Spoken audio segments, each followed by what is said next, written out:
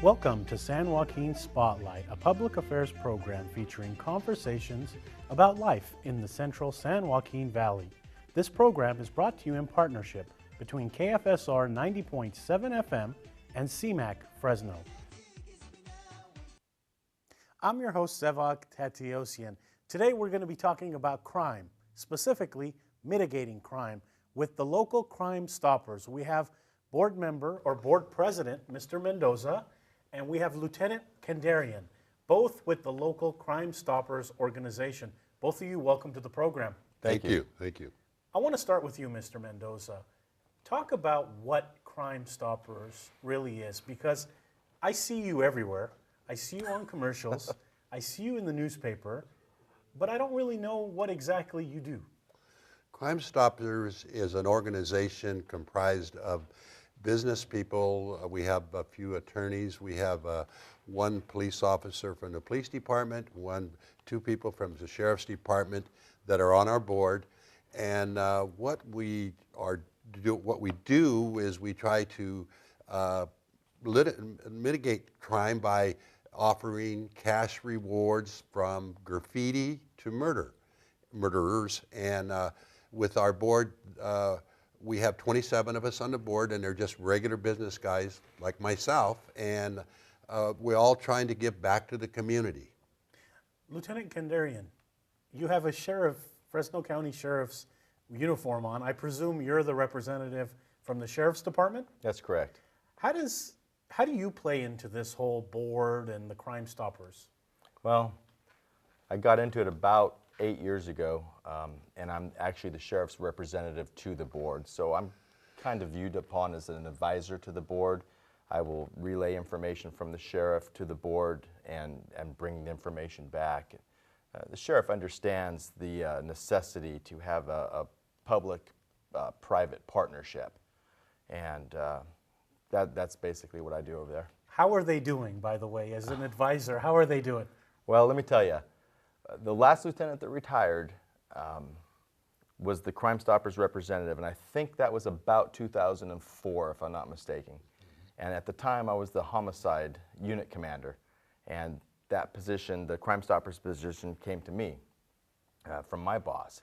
And I was thinking, okay, here we go, another board to be on, right? And more meetings to attend after hours and stuff like that. But to make a long story short, I've been with them for 8 or 9 years now, and I can tell you they're doing great. This is the finest organization, a volunteer organization of people that I have ever been associated with. They're just outstanding. Mr. Mendoza, what do you do as your day job? Because you mentioned the board is all volunteer. You have volunteers like yourself. You have a few attorneys and business representatives. So what is your day job?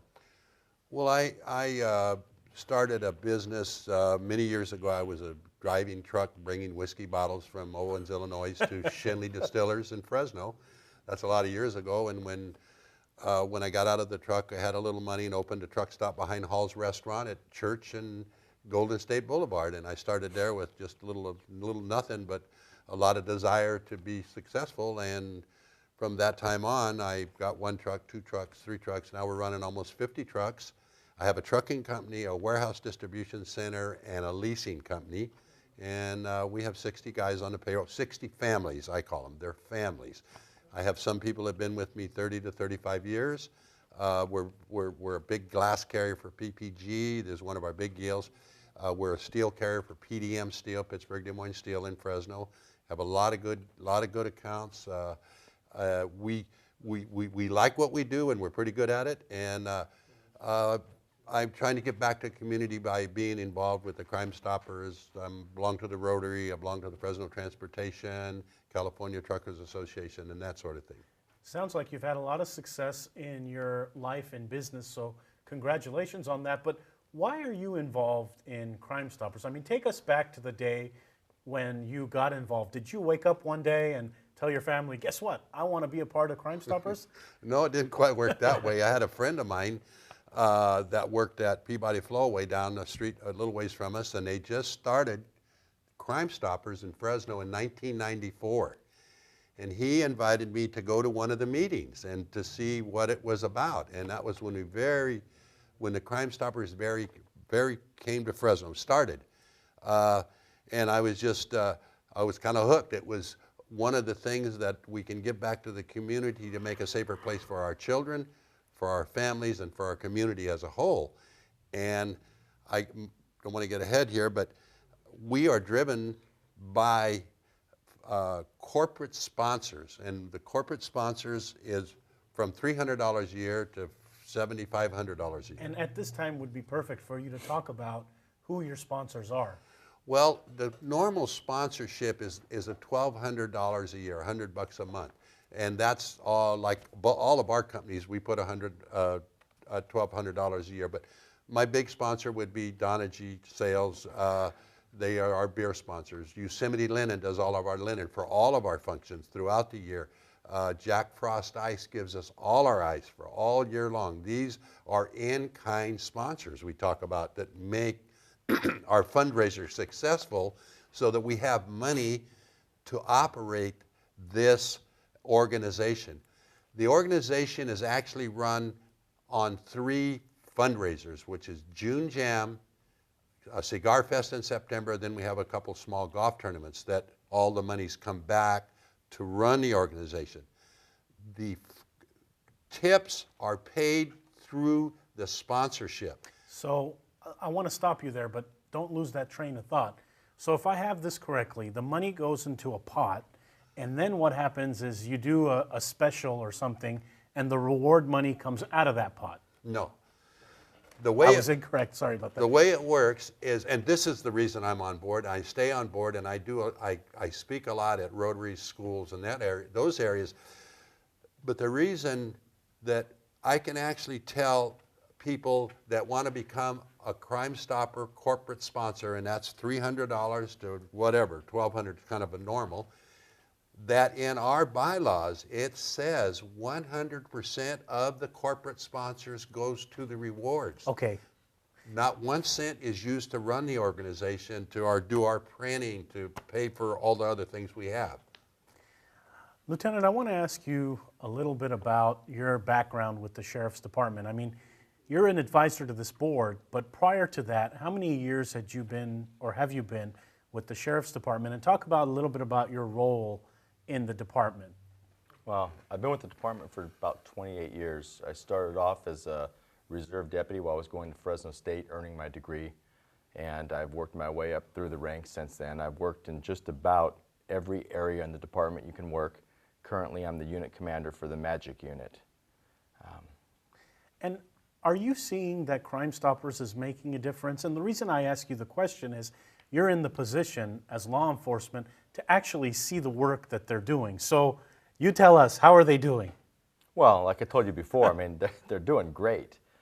As far as making a huge dent in crime, we account for about 700 arrests a year. And, you know, in the huge picture, I think we arrest maybe 50,000. There's about 50,000 arrests in a year in Fresno County. So 700 out of that, it's not a huge percentage. However, you know, you can't put a price tag on certain crimes. And Crime Stoppers, some of these 700 that we've arrested every year, they're significant cases, and they're cases that would have never been solved if it weren't for Crime Stoppers. So when you're talking about the numbers, you know, if you lost a family member to a homicide, you can't put a price tag on that. And that's what these people do. They provide the money, and they provide the media outlets to allow us to get the message out there and to bring in the tips.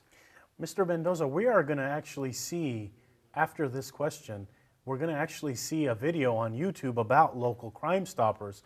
But why should people report this kind of stuff? I mean, if I'm sitting at home, my life is busy, I go to work, I do all kinds of things, and I've got my own problems to deal with. Why should I get involved, and why should I make the call and turn someone in? Well, most of the time, you wouldn't get involved if it wasn't particularly have something to do with you or your family. You just kind of say, well, I don't want to get involved. I'm not going to do this. But as a whole, we all got to come together and get involved to make it a safer place, because if you can call us with a crime, with something that has happened, and you give it to us and we do a reenactment, and especially if it's a really a bad deal, bad crime, then we can alert the sheriff's department, the police department, we'll do the reenactments. But we cannot do our job as Crime Stoppers operations without the tips without the involvement of the community. Speaking of involvement in the community, one of the things that we're going to see right now is a reenactment with Valley Crime Stoppers. So let's turn that video on right now. Did you do anything right? Shut up! Don't tell me to shut up. I'll shut you up. You Let ain't go! going anywhere. I said let go! Let go! Don't tell me what to do. Give me that.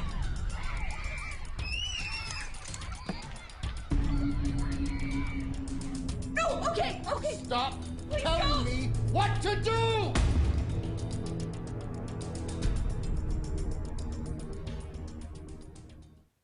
You just watched a segment of Crime Stoppers that is from the actual Valley. Mr. Mendoza, when you're doing reenactments like the one that we just saw, are those the ones that you're playing at your other media outlets from your sponsors? Oh, definitely, yes. Matter of fact, our media sponsors, if I could kind of list them Yes, a little bit. please do. Channel 24, Matt Rosenfeld is the head of 24 and 47 now that it's purchased together. The Fresno Bee and Peak Radio and JSA, Bruce Batty is our media partners that give over, probably between the 5 of them, give over $1 million in free time for the $1 million of a free year. advertisement. $1 million in free advertisement a year from these media partners. We do the reenactment on 24 and their crew, and then when it's really a bad crime, then we need to get it on the TV as fast as we can so we can get response before the case goes cold. So we really try to do the reenactments, and we'll run them and run them and run them until we can get these bad guys off the street. Lieutenant, we were talking a little offline about who are the actors and actresses, because in a reenactment, that takes a lot of work. You have to write the screenplay, Right. You have to find a location. One time you were burning a car. Who does the acting for these things? Well, we find people. I've had the privilege of doing several of them myself. But what Dale was talking about on the reenactments, we do on average, about 50 of them a year. And going into the $1 million in-kind contribution from our media partners, these enactments, you know, the news media is bringing out a large production crew, as you know, because we're doing this here. And they take their production crew on the road. It takes a lot of work. It's a lot of resources to film one. And Filming, for our audience members who don't know, and you all know, filming even a show like this takes a lot of work. You know, the people behind the cameras here are all volunteers. So, you know, it's awesome that you all also are using the media to get the message across as well. You mentioned a couple of your media sponsors, but what other businesses contribute to the reward? Well, we have a whole list. We have 78 corporate sponsors that are listed that are from the $300 to $1,200 a year corporate sponsors. And that, like I said earlier, that money, 100% of that money goes to the cause, goes to the rewards. If I could give you some numbers, we had over 1,700 calls in 212. We have our annual report.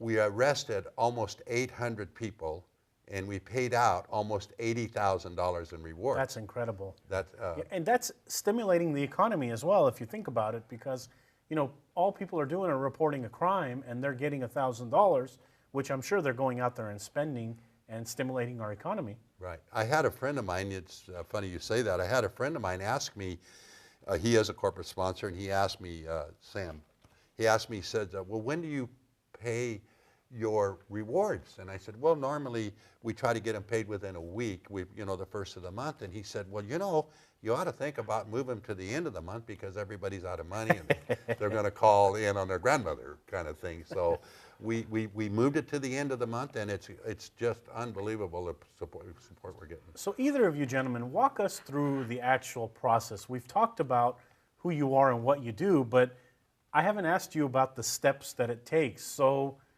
A crime is committed. Right. Then what happens? Well, it becomes noted that there is a crime, whether it's a killing, a robbery. Then the sheriff takes it on, or the police department takes it on. Then if we do our reenactment, then from there, if you know of a crime, you call the 498 stop number. We don't want to know who you are. We don't want your name. We're going to give you a code number. When we give you the code number, you kind of watch the paper or call in the following week, and all we're interested in is an arrest, not conviction, just an arrest. And once we have that done, you call back with your code number, and we tell you, okay, we have the guy arrested.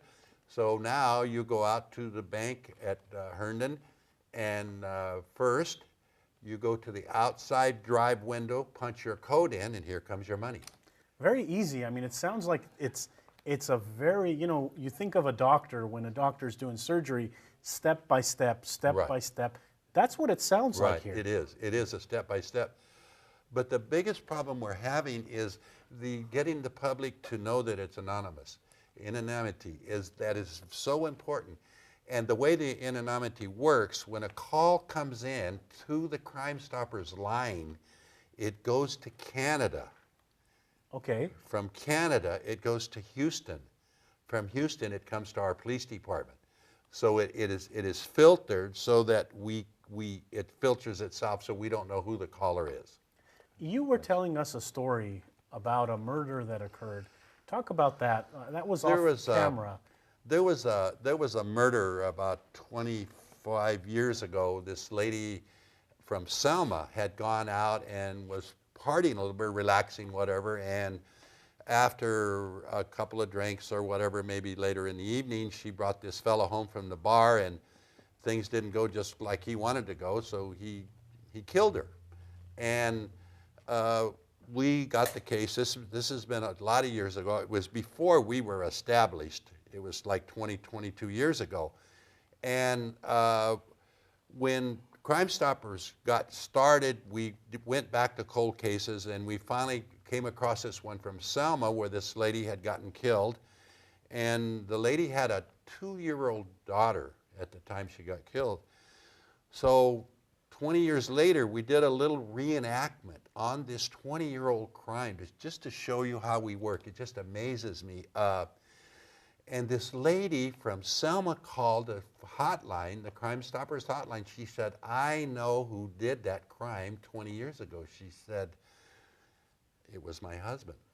He came home at night, all bloody, and he just said that he'd gotten in a fight and everything. And she said, after reviewing the reenactment and the names and everything, she said, I knew he wasn't telling the truth, and I'm sure he's the one that did it.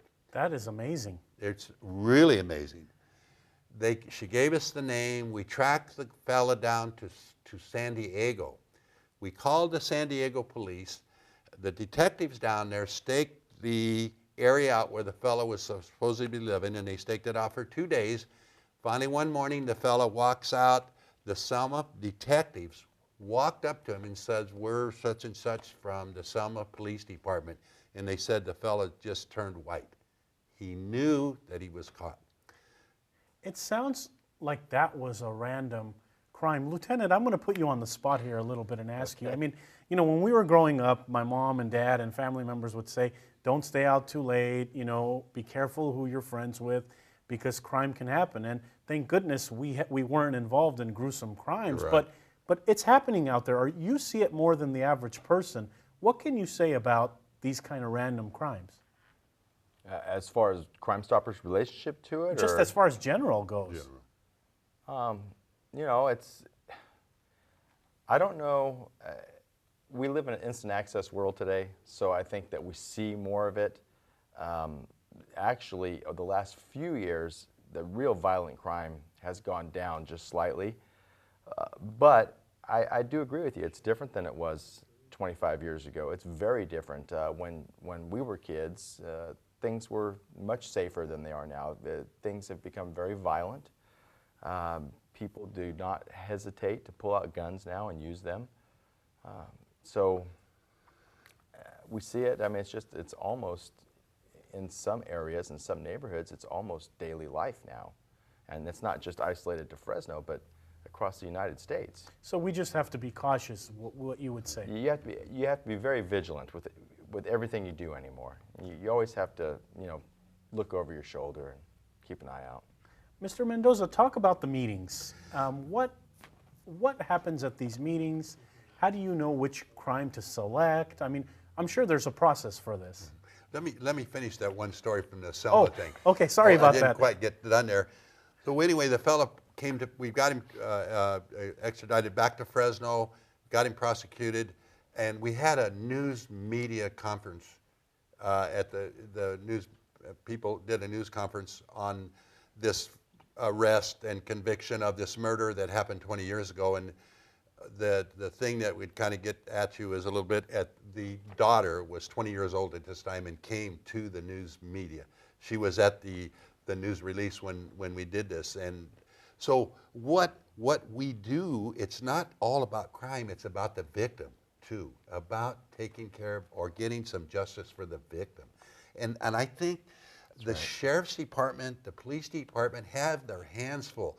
Well, us community minded people, myself included, I'm really, really conscious about the Crime Stoppers, but it's about us giving back to the community, helping the police department, helping the sheriff's department, the district attorney, and making a safer place for our families.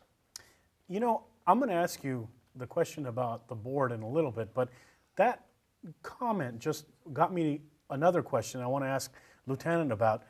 We hear that there's the community, when the community comes together, there's less crime or crimes get resolved.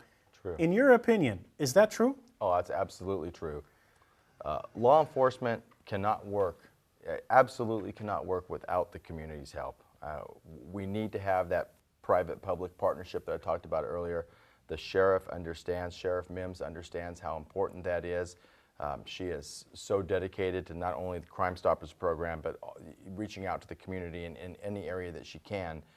Because we derive a lot of our power from the community. The community empowers us to go out and enforce the laws, and they're our partners and they help us. And we can't see everything, we can't be everywhere, and we need the community's help. So, Mr. Mendoza, going to you, let's talk about the board meetings. And is the board meeting where the crime is selected to do a reenactment? No, not actually. The board actually is the one that keeps it all together. The crimes are actually that they do in a reenactment on is picked by the sheriff's department or the police department in-house. They are the people that talk about because they know more about how severe the crime is and how many times the fellow's done it, this sort of thing. So they are the ones that pick what crime would be featured. Either of you, talk about, you mentioned the instance where the individual got apprehended for the Selma murder and the actual victim's daughter was at the press conference. Either of you, talk about the other things the victims are saying to you or if you're getting letters from them. Talk about what they're telling you. What we find with the victims, especially when it's a close-knit family, they are actually, we've had one family come to us and collected like $10,000 to get their brother. Their brother was murdered here in town, innocent fellow, and just happened to be at the wrong place at the wrong time.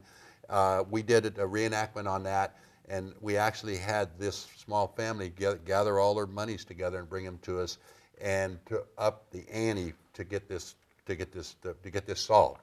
So we have a lot of input from the families that call and want to know where we're at on their crime, and we have actually had a lot of letters when we have solved the crimes. We are running out of time this week on the program, but in your opinion, more corporate sponsors and more people who get involved, what could that do to your organization? How can it benefit you? Oh, I need help so bad. Our board needs, we need to get to 100 corporate sponsors. If I could get 100 corporate sponsors, that would give us $120,000 in that area. so that we can do more advertisement, we can get more monies, we can offer better rewards, and it would just, the way to help this organization is through our business. I have individuals that send me $1,200 a year, send us $1,200 a year, or $300, or whatever the amount is. But we definitely need the corporate sponsors to keep us going, so that we can. And now I have this new lady, Michelle, that is really 110%, and we're working really hard. We're going into the high schools, into the the middle schools, for our county education. We're going to teach these younger people about crime, try to save some kids. So we do a lot of print material, and we really need help. Talk about where people can find out more information, a website, or even where we can find the stories that have aired on Crime Stoppers. We have a website that you can find it on the website. Have email. We have we have a phone number. That's one way to do it. And then watch the paper, because in a lot of the news medias we have our Crime Stoppers on the bottom, and it tells you how to get a hold of us in case you want to be a Crime Stopper corporate sponsor. And back to the end of the day. And that's one of the reasons I really stay on board, because whoever is involved as a sponsor, they can know that 100% of their money goes to get the bad guy off the street. On that note, you have been watching and listening to San Joaquin Spotlight, a public affairs production in partnership between 90.7 FM and CMAC in Fresno. Today we heard about Crime Stoppers with Board President, Mr. Mendoza. Thank you. And Deputy Sheriff, or Deputy with the County Sheriff's Office, Lieutenant Kandarian. To the volunteer crew that made this production and every production possible, thank you for watching. Tune in next week for a new episode. Kiss, kiss.